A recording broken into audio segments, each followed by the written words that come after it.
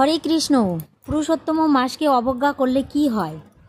পুরুষোত্তম মাসকে অবজ্ঞা করলে নরক যন্ত্রণা ভোগ করতে হয়।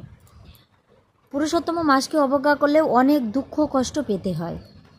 এই পুরুষোত্তম মাসকে দ্রৌপদী অবজ্ঞা করেছিলেন। দ্রৌপদী বলেছিলেন, মল মাস আবার কি এমন পুণ্যদায়ক? এটা তো মল মাস। তো মল মানে কি? খারাপ, এটা আমরা সবাই বুঝতে পারি। আর এই মল মাস বলে অবজ্ঞা করার কারণে দ্রৌপদীকে 12 বছর বনবাস কাটাতে হয়েছিল।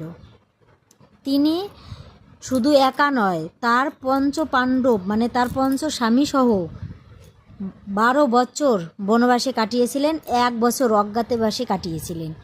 শুধুমাত্র ওই একটা কারণে। কেন?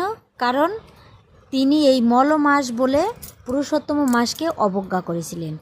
তাই কেউ পুরুষোত্তম মাসকে অবজ্ঞা না করে আসুন সকলে মিলেই আমরা এই পুরুষোত্তম ব্রত পালন করি। হরে কৃষ্ণ।